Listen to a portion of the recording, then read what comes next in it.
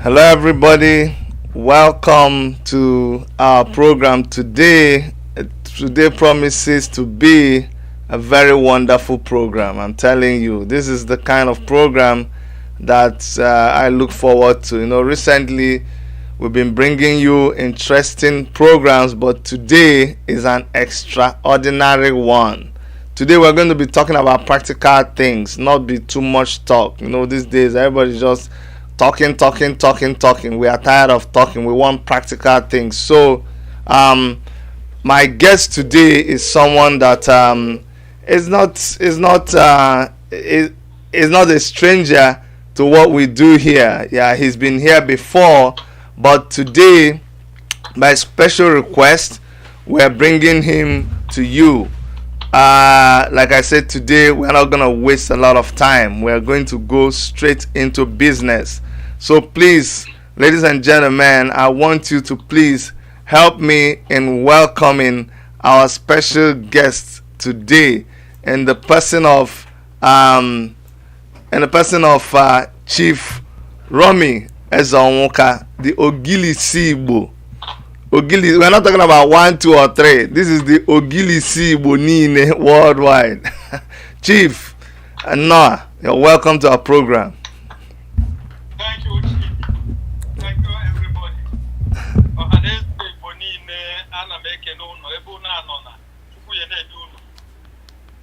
Okay. Chief, asị na onye amara ife amara na echetara na oge ya bụ onye ọbịa. So mụa mma nchefu na ịbụ onye ọbịa. You're regular to this our program, but I don't want to take it for granted. So I'm going to start by greeting you very well. Ogilisi Igbo niile. Ogilisi Igbo niile. Ogilisi. Daalụ. No, welcome. Thank you. For those of you who don't understand what I just done, that is the way we recognize a very important person in the Igbo community, and the person before us is a very, very important person as far as Igbo heritage and Igbo tribe is concerned. Chief, like I said, we have another channel and we're going to speak in Igbo, but for the benefit of a lot of people who want to understand the ways of the Igboman, for the benefit of the people who keep on wondering what is it that makes Igboman the way he is, we're going to speak in English. So Chief, you are one of the pioneers of Igbo made. When they say Igbo made, that is indigenous Igbo technology. How did you come about it? Today we are talking about technology transfer, but we have talked about it. People have written books, they've written suggestions and all of that, but you have practically transferred technology. How did you do it, and what technologies did you transfer that you are proud of? Chidi, Imago, if a program man, if I never Mama, onye kusi okwu, anu ife okwu, ụmụaka na-etonite n'ụwa, isi na welu mmụta. Eso m n'onye nwelu okwukwe nwee nchekwube. Chief, biko, this channel nke bụ channel ebe anyị na-asụ ngiri Igbo, so I can mix cut here. We'll talk more in English for the benefit of a lot of people here. Please, sir. Okay, thank you. Okay. You see, I thank you on this your wonderful innovation, trying to interview people that matters in Igbo land, so that they can put one or two things in media, print, enable our new generation learn a lot of things the four wall of a school cannot teach. Exactly. see, I believe 100% in copying other people's invention. If you are talking about Japan today, Japan copied from Europe. If you are talking about Taiwan, Taiwan copied from Japan. Then Korea copied too. Then, but we were misled by the white man. White man, first of all, when I call white man, I call British man. They came with their program religion to enslave us in everything. The educational system is enslavement. Their religion is enslavement. That is their education is where they teach you how to speak English, how to how to serve them. Something you can learn to serve them, not something you can do to produce something of your own, or just to serve them.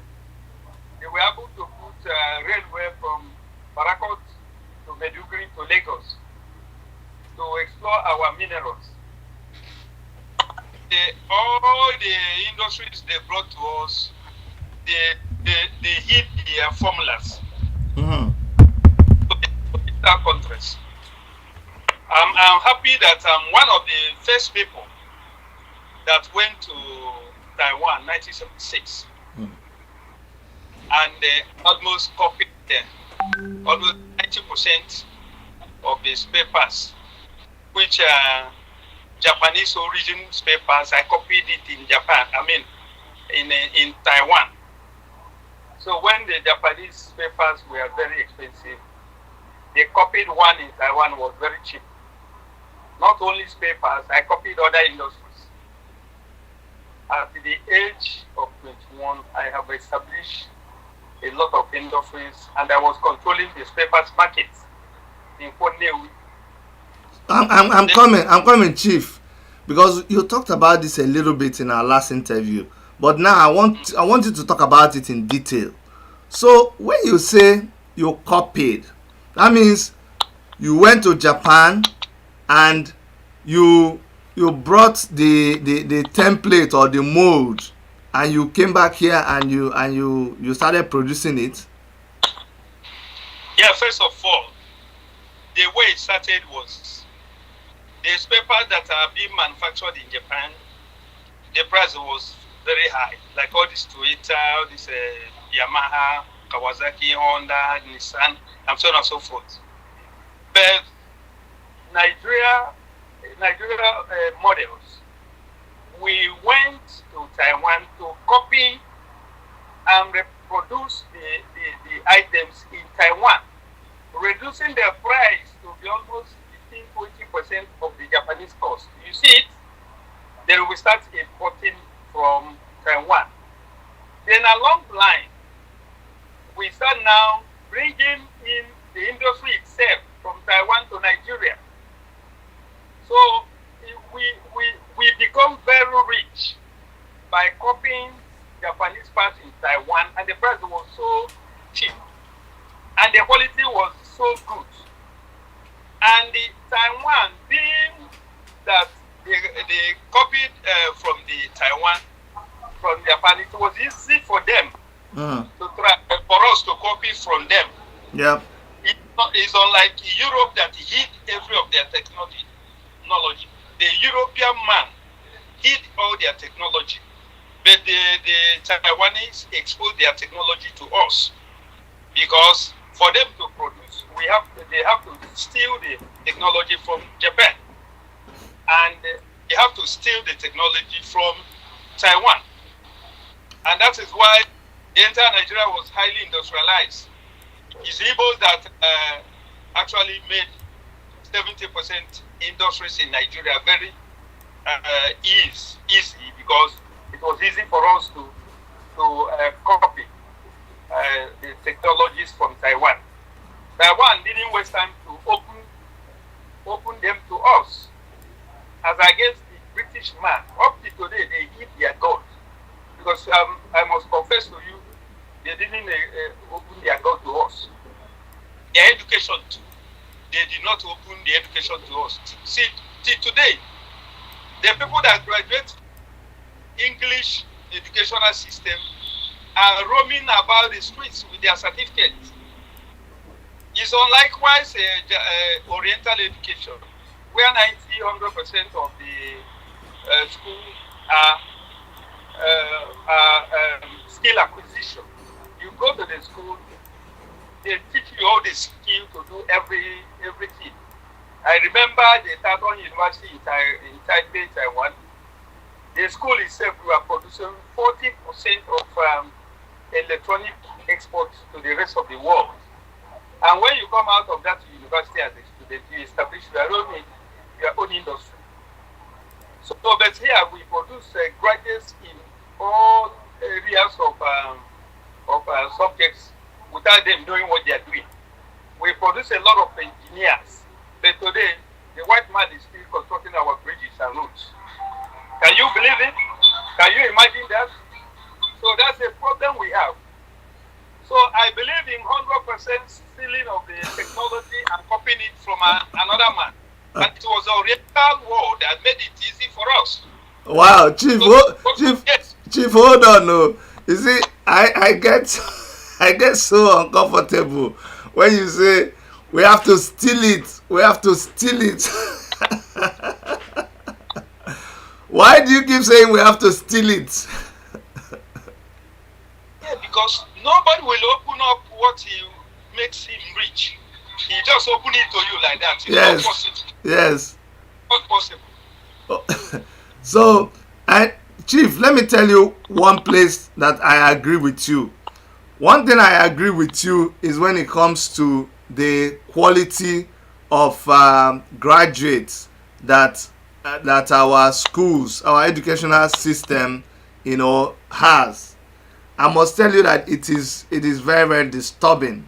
Okay, now, so when you are talking about the Oriental style of education, what is that? What you're suggesting? Is that what you're suggesting for our country moving forward, for the Igboman, that we should adopt the Oriental style of education? Yes. Even our cultural, traditional way of being brought up has to do with the Oriental way of life. I remember in our childhood, we follow our mothers, parents to the farms. We follow them to their workshops. Mm-hmm. Whatever they are doing, we copy them, do it. Even when we are still going to school, we normally go to wherever they're doing anything and do it until the white man come to stole our industrial spirits by telling us that children cannot follow their parents. It is child abuse. You see, these people, they are in all low. It's that kind where a child cannot no more go to the farm, can no more go to fetch water, can no more. So I still believe that our forefathers' way of bringing a child was what the Orientals were already put in what they call their school system. That's where you enter into a college. Everything you can do here, they should expose the skill to you. You acquire it. That's what I call skill acquisition. But their school system goes from primary 1 to university. That's it. You come to primary. You come in primary of everything. But these people, they allow you to do primary 1 to 6. Then you enter into secondary, which is very dangerous for the school of skill acquisition. Secondary means you are now going on secondary of another man's product. The primary means you are exposed into whatever you are doing up to be a graduate on that. No, so yeah. Hold on, Ogilisi. Explain that part to me. When this part about primary and secondary and the difference between what you are expecting us to do and what we are doing now. Yeah. So explain it. I didn't understand what you meant. You said that the way they teach us now, the primary and secondary thing, that how is it supposed to be? For example, all you know today, Chidi, whether you believe it or not, is everything you learn by its primary formation. Yeah. Those things you learn at your even in primary school is something you can lay hand today. You never go off your memory. Yeah. So if you have learned anything in its practical primary formation, you will still know that.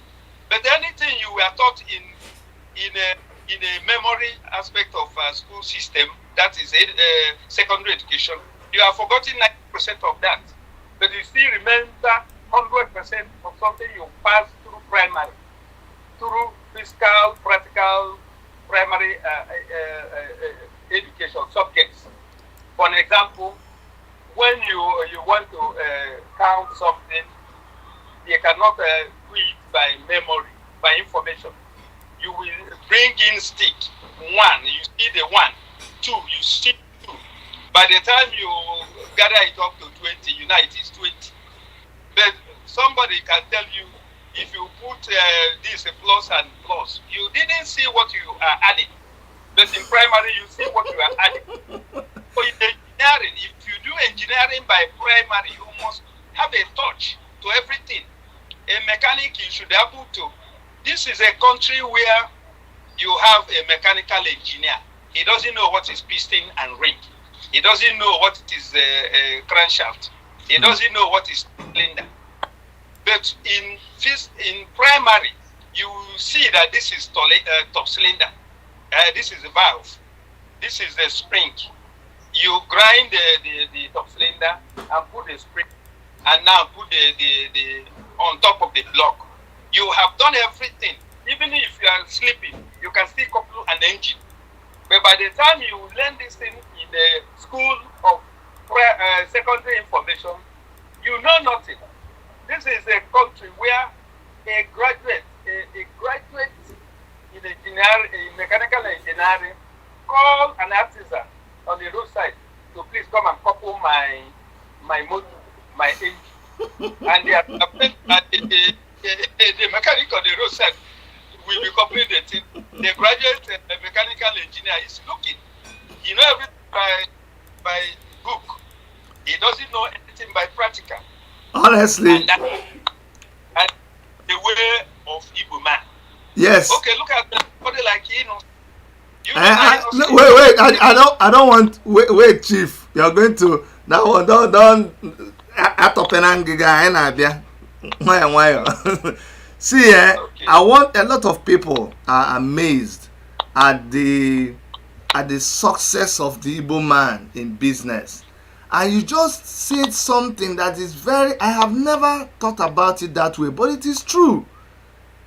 I don't understand why people will go to the university, answer professionals in several fields, and yet they come out and it is difficult for them to practice in that field. And yet, you see somebody who learned a trade. When they finish learning that trade, they become proficient. They can even do things close. They close their eye and do that thing, and they become a professional in that thing. Please help us explain to people the process or the concept of learning trade in Igbo, with Igbo people. Let's explain how is that take it from somebody being assigned to somebody who is like their master. So explain to us that process, that school, the way it is taught in Igbo land, and how the person learns the trade and becomes successful, so that people will understand that apprenticeship school in Igbo land. How does it operate? Thank you very much, Chidi. See, Igbo man can rule this world, not even rule Nigeria, by what God made Igbo man to be. But we are suffering the euphoric kind of mentality planted into us by the white man. So look at look at this apprentice we are talking about. That is where the master will now pick a child for apprentice. Yes. Apprentice will learn everything in the workshop. Yes. Be 100% perfect. Yes. Yes. I'm in the palace and you can hear our culture. Yes. The God going on for the cups they brought in the palace. Oh. But they will soon, it is part of our culture. Yeah. So they don't need the boom boom boom you go to hear now. So sorry, let me explain very well. Those are canons. Canons. The canon. Okay. You see, one of the chair died and they brought him to pay last respect to him in the palace. Okay. They are going out. I'm sorry for the little disturbance. No problem. So no problem. Do you know this apprentice has a very, very, very hot brain. He wants to learn, but in modern way, what they call education, you put him into theory kind of education, but to be a man, you put him into skill acquisition workshop. I bet you, whatever this child learns is 100% intact in order. But what is eluding us is that this apprentice has no opportunity to blend the theory aspect with the theory. So it was the same way the white man hid the God in us, and we were worshiping something that cannot help us. They tell you a God will provide for you, but that God say you sow, you reap what you sow. Up till today, we're still going to church where somebody will provide the food for you, which is very dangerous for us. So now we could have bring in the practical and the theory in one school system. That's why you are doing the fiscal acquisition. You are learning its theory aspect. You blend it. Chief, let me help us. So this young man, so the way they do it in Igbo land is a young man is still very young, is of age, he has the talent, we see that he has prospect. So the person who is a professional takes this young man and begins to train him. So does he live with the person? What do they do? How is the process done? The process is very simple. Okay. Like if I'm a mechanical engineer today, yes, I build cars. If you're a child, even from primary school and come, I will teach you everything. You will know because your brain is open. You want to learn. There is the system of creation that will compel you that you must know something you were taught in its practical form. Nothing holds you. It's not like, is it not better to teach you how to measure rainfall in Nigeria? They show you how to measure it. When the rain is falling, you measure it. Now you know. As against teaching you how to about rainfall in Brazil, you better learn about rainfall in Nigeria. You will know how to measure it forever and ever. But when you have thought about the rainfall in Brazil, you haven't been in Brazil. You don't know what is. But you are going to university to be examined about the correct answer for measuring rainfall in Brazil, which you have never seen. But if it is in Nigeria, you will measure it. The instructor will see it and say, good. It's not like now, if you learn how to wire the house, if you learn it from your master will show you a house to wire. You will wire the whole house. He will not approve it. If you are learning about plumbing, you will learn it from the master. The master will show you a house to do the plumbing. You do it, he will say, and once you have said you did it well, you will go and become perfect plumber, perfect carpenter, perfect bricklayer all your life. That is why we are extraordinary person. That is why we must destroy this what we call mentality of Western education, which teaches people about the secondary theory of education. Now, I remember other people are going higher than us now because they have built into skill acquisition in their school system. We are still going on with the British theory academic in our school system. What holds what's marriage between the two? That is, now you bring practical apprenticeship, artisan kind of education into the secondary theory. Match it, because the problem we have now is all these new motors that are coming, mechanized vehicle, computerized vehicle. Those apprentices didn't know how to use the computer on them. Even if you have a problem, they will say, remove this latest engine and put the Belgian engine. Belgian engine is the one they know how they can fix it. If you look at everything, they can fix it and start it. But all this mechanized modern one, they didn't have because our four mechanics that are teaching those people didn't learn the mechanized kind of computerized new modern system. That's why if you go in so many workshops now in Nigeria, you will see all these cars, electric cars brought from overseas, because nobody. But I'm telling you, if there is a teacher that we now bring in the modern things into its into that skill acquisition students and show them this is how to do it, they will perfectly do it. Chief. So we are losing the thought by Chief.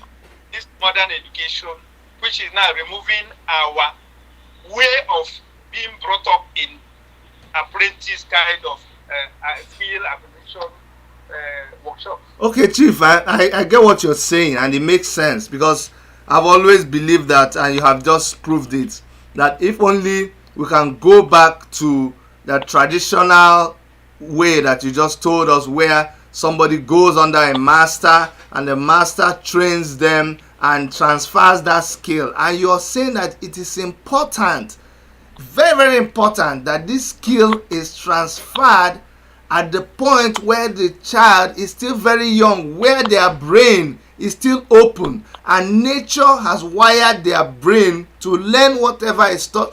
Nobody teaches a baby how to suck breast. Nobody teaches a baby how to, they are natural. Nobody teaches a baby how to crawl. These are natural things that nature, and at that time their brain is very open. So you're saying that instead of teaching them practical ways at that time, they are teaching them other things, and by the time they come to that secondary part, they can no longer assimilate. Now, and you made a point now that because it doesn't mean that we should throw away the other theoretical part of education, but I think what you're saying is that just like you are saying now that the mechanics are not able to work on the new computerized cars, I think what you're saying is that it is important that we bring that other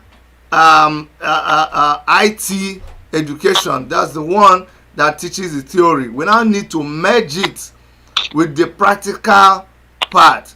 And this is what they do in other places where government is committed, where government is doing what they are supposed to do. But I don't want to go into that one now. Please, Chief, tell me, because I want to see something. Some people, some Igbo men have changed the face of technology in Nigeria, and by doing that, changed the face of business. Can you name some of them for me? I know about Innocent and so many of them. Can you just list them? Then I'll come back and ask you your relationship with these people. Thank you. Let me go on with Innocent, because I'm part and parcel of making of innocent. As I'm talking to you, innocent can fabricate any car from any part of car manufacturers in the world now. He can copy all the American cars, he can copy all Japanese cars, he can copy all the Korean cars as I'm talking to you now. Even producing armored vehicle for the army. Yeah. So this is Igboman for you. He fabricates. He go and get the mold, fabricate it at Navy right now. So I was even giving him an idea, can't he fabricate the helicopter and all this? He told me it's very easy. It's very, very easy. So if you see this man's workshop and the hot Igbo engineers he put here, they want to fabricate anything. And that's how it's supposed to be. Like today, China, you saw the manufacturers in America, they have relocated to China. Before they used to yap China, but now Boeing and everybody is manufacturing from. Why is the government not? Why are they not using people like Innocent to do these things? The problem we have, and you see, because of the politics we are following, sometimes I bring an idea. I say, if a political problem is where we have, we can go economic independence. Because nobody can hold us. I'm telling you, Abba manufactures better finer shoes than Italy. NOC manufactures better cars than Japan, America. I'm talking to you. They myself single-handedly build an Olympic international stadium, where what you see in Olympic stadium is what you see in Rodeni Stadium. What again can Igboman not do? Then some people are importing cement overseas, but Ibeto has reactivated the Calago cement. It was producing cement there, which are glaze and so on and so forth. You go to somebody like Chikasi, you see he's fabricating all the oil byproducts in Newi. Tell me, how many of them? See P2OP, he's producing all the beers that has knocked out the German beers and the Holland beers in Nigeria. This is Igboman for you. We are more than enough for economic independence and economic potentiality, just like Taiwan, because Taiwan was looking for political independence, which China said, I can't give it to you, or I crush you. So Taiwan went, and it was in that China I stole Taiwan, I stole my formula.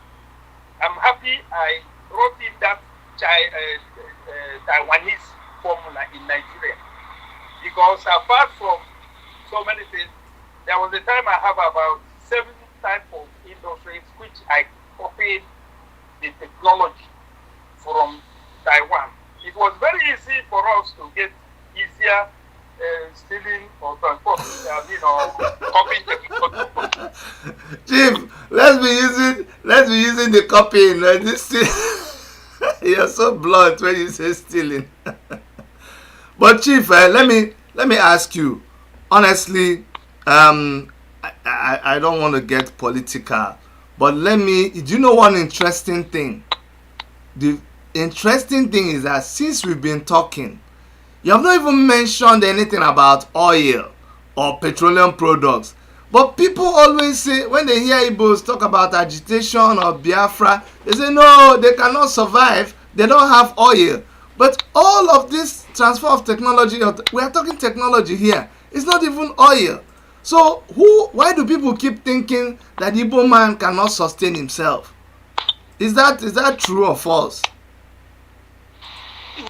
Listen, it is what is happening in oil field is political. I bet you that we can make our own oil. We can take that crude and refine it. if you see the amount of what they call it illegal oil mining, because they have made a deal to move our crude oil, refine it, and bring it back to Nigeria. Yes, they are so ready to burn down. They are ready to burn down all the established refineries. I know. Them go on this business. But I'm telling you, we have the capability to refine enough oil for Nigeria vehicles. The Igboman in that Obins, in that Igboman, in that. But when they come, they arrest them. They say they are illegal refiners. And we agree. It is that are holding us. We will allow them. Let them go. Let us survive on our own. We can survive. Like Innocent can produce vehicle for the whole African countries right now. And I can host Olympic Games in my Rogeni Stadium as I'm talking to you now. Why can't we find, like our sister from Omu said that we are slavery industrials, where we are going to Lagos, Abuja, we can bring everything and survive. We have the raw material. We can tap the raw material, refine it to any degree. Chief, because of time, I'm always cutting you off because of time. You must forgive me. But Chief, you just mentioned something now. You mentioned Rogeni, and I talked about Rogeni before in our past program. But when we talk about technology transfer, some people don't understand that it is also something of the brain. I have seen now, it is crazy. Our people, they want to die because of Premier League, and this is technology that is fascinating to them, and they make it look like, why are we not able to do it here? Can't we organize the same thing? I even hear that now they go to, I think it was you that was telling me that now they go to church and ask for prayer. So tell me about it. Can't we transfer this league also back to our place and play our league in somewhere like that, Rogeni? Yes, this is the way forward to survive. The way forward to survive, because how can we survive? How can we liberate ourselves? We can count 1 before counting 10. We can introduce what is called Eastern League, where all the Eastern states have their something like Euro League. They play league within themselves, because anything you allow to grow in the wide Nigeria, there is cabal that want to destroy it. The cabals want to destroy it. Our people love football so much that now, and all these things are still the plant and sowing seed of the Britain. Britain wants to get to hook in their league. So they destroy the league management in Nigeria by any player that is a star. They buy it in Europe. They use DSTV. They suck you all your money in watching your own brothers play. We can organize our Eastern League and use it to operate above the Euro League. Very easy. We now have an open, even as we have Commonwealth Games, World Cup Games, Olympic Games, we can come home and say, we Igbos, we Easterners, let us start with 5 states league championship, and they have a trophy for it. From there now, we use it for betting, we use it for pools, we use it for club fellowship, we even expand it for shareholding. Like some Nigeria has bought shares in Arsenal, in Chelsea. We can open it up and invest in it, because sports is a religion. It's a sport that makes America what they are, makes Europe what they are. Let us not say Nigeria this time. Let us say we, the Easterners, can do our own league and live on it, popularize it, have a interesting trophy. Then it can apply a lot of job opportunities. Our youth will focus their mind. Let me tell you another thing, Chidi. What can ruin our new generation is inability for them to fix their mind somewhere. A growing child needs to fix the mind somewhere.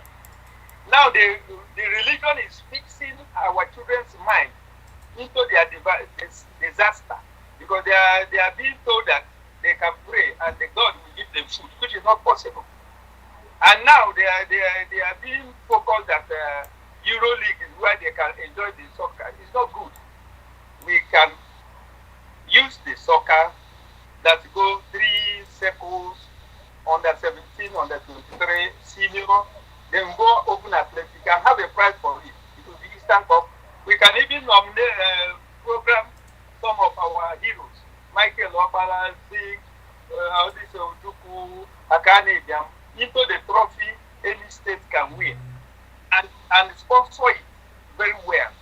You can operate more above the Euro League. Our people love it so much.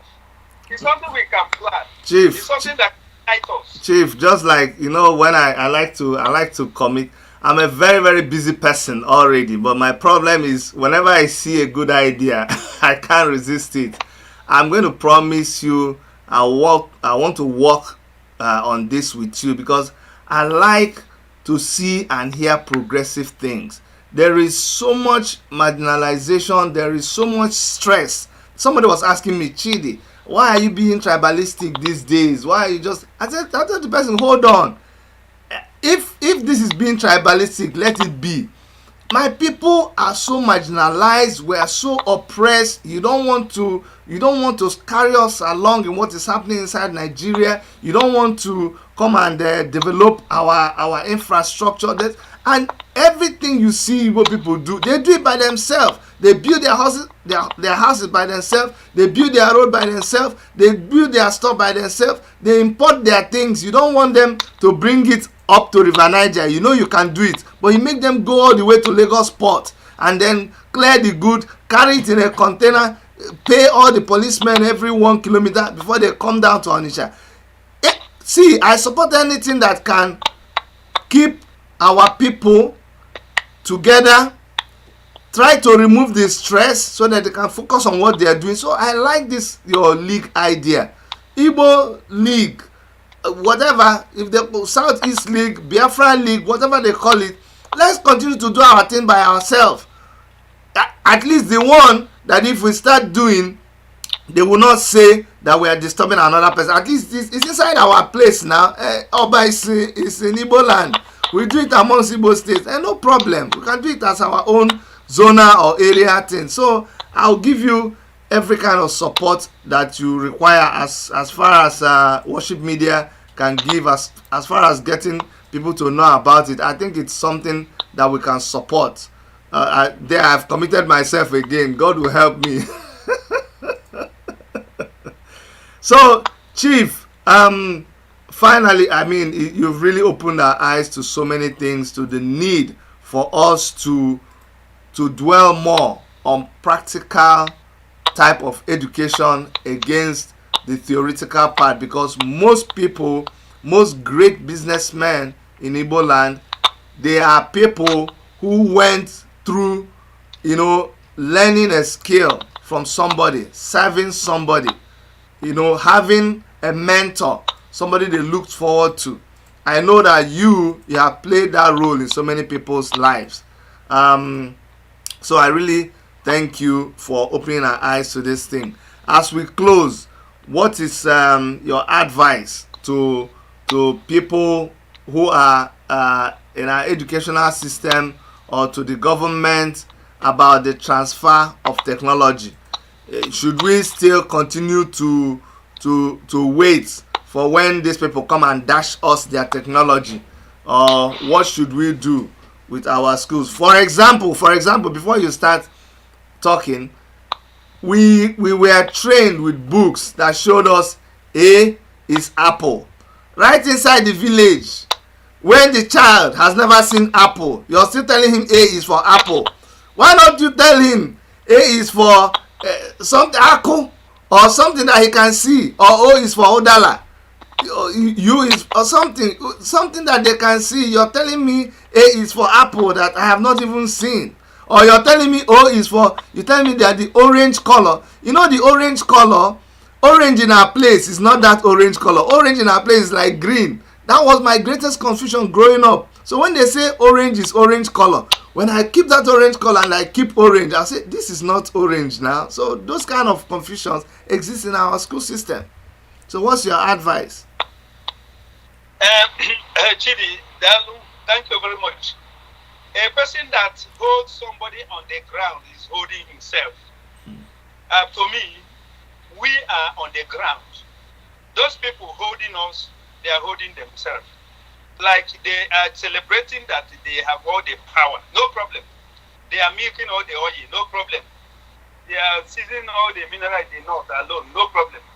But I'm telling you, when they have all these things, they are still producing all the amajiri and all the cattle rearers.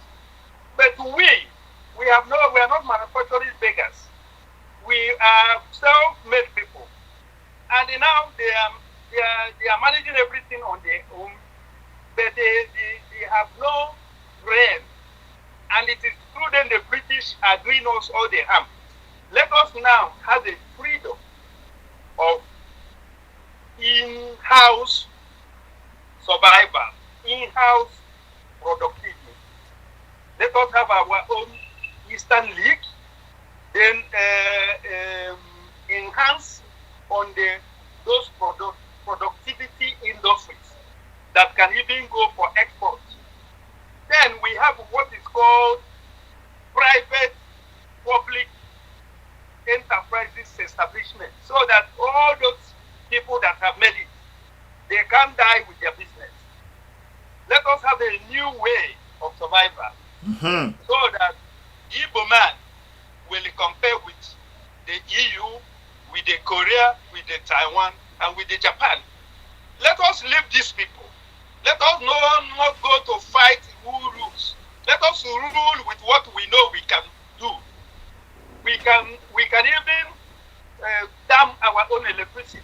We have 3, so here and here. They are all the hydro. We can dam our streams. They cannot say don't. We produce electricity by ourselves instead of waiting for that Kaiji dam or the one they do with all this whatever they call it. We can survive, and let us have in-house thinking, in-house planning, and be careful of sabotage. Problem with us is you might have heard how some people go and sabotage whatever we plan. We plan some people who will go and take money and sabotage it. Let us know so many things we can do on our own. Let's us with something that can unite us. Let us package those things like what can unite the Southeast. If we start Southeastern League like Euro League now, it will take over and remove the spirit and soul and mind of our youth on clinging on Euro League that is already in the church, already in the marketplaces. So we can survive. Nothing wants us surviving. Those people that are holding us on the ground are holding themselves. Do us, if we can survive with 20 pounds, we can survive with, now we have more money. We can transform our homeland and control Africa. They will beg us. Thank you. Thank you so much, Chief. As we round up, you said something that is very, very, very important, and that's my takeaway. That all those big Igbo businesses that sometimes, quite unfortunately, when the people that establish these businesses, when they are no more, the business dies with them. I know Igbo people were giants in the transportation business. They are giants in so many other businesses, but after some time, because the business was not a private partnership, public partnership business, they died off. So that's a very great point that you have made, and I'm hoping that other Igbo people will listen and take your advice for it. Chief, I really want to thank you for being our guest today. You know, it's always interesting to have you, and I'm proud of you all the time. So thank you so much. When next we'll call you, please always answer our call. Thank you, Chief. Keep it up. May God bless all of you, wherever you are. Thank you so much, Chief. Okay, bye-bye for Thank now. Bye-bye. Thank Yeah. Thank you. Okay, guys, so that was Chief Rommy Ezeonwuka, the Ogilisi Igbo himself, not Ogilisi Igbo 1 or 2, but the Ogilisi Igbo. He just told us about technology transfer. He believes in the practical technology transfer, and that's what he has just told us about. And I advise that if you did not start from the beginning, you should go and listen to this whole thing again, and so you can get all the important things that he said. We're gonna be, we have an Igbo channel that we are still gonna start, so watch out for it. We've not forgotten about it. We are putting things together, and we'll end up with that. But we have a very special guest for you tomorrow, right? Tomorrow we are let me check my thing. We have Wednesday. Tomorrow is Wednesday, right? No, sorry. What am I doing? Friday. Okay, we have a lot of people lined up for you. Tomorrow is Thursday. We have you guys know that soldier. You know the soldier that spoke about the Nigerian government, and the Nigerian government had him arrested, and has his family arrested, you know, and a lot of things that they are planning to do to this Nigerian soldier. Well, guess what? A lawyer actually sued the Nigerian government concerning this soldier, and he is going to be our guest. No, he's going to be our guest tomorrow. Tomorrow is Thursday. He's going to be our guest, and on Friday we also have. Today is Thursday. I'm getting so mixed up. Today, oh my goodness, guys, this thing we do, they easy. So today is Thursday. We also have okay. So we have the lawyer later today. Oh, awesome! We have this lawyer later today, in about 1 hour. Okay, so in about 1 hour we have the lawyer is going to be here to talk to us, because he has sued the federal government of Nigeria. Very, very interesting. I love when people do that kind of a thing.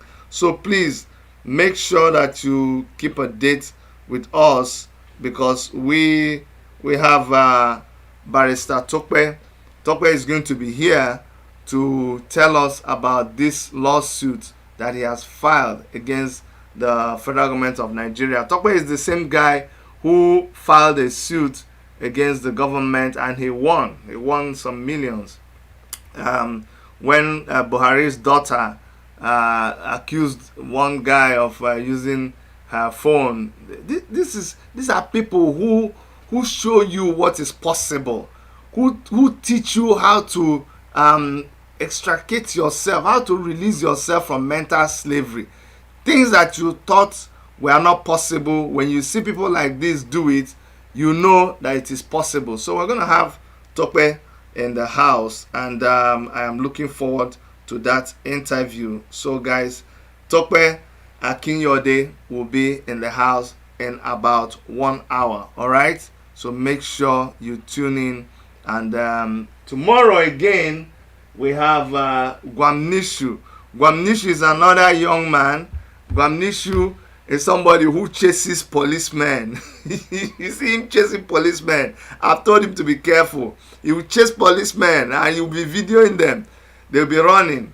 You'll be videoing them. You heard me? Yes, you'll be videoing them. It's worship media English. Don't come and start criticizing me. Gwamnishu will be here on Friday. And on Saturday, this is the big one. Just before you sign out, on Saturday, we're going to have where did you write his name now? Anyway, Colonel Nwobosi will be here on Saturday.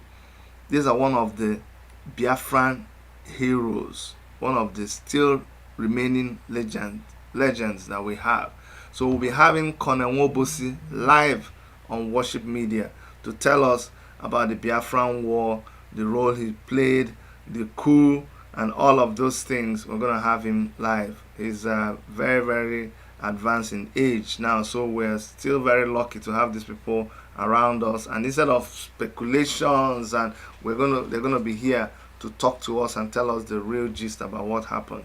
And on that note, I would like to sign off here from all of us in the Toronto studios of Worship Media. We love you. We always love you. Take care of yourselves. Bye bye.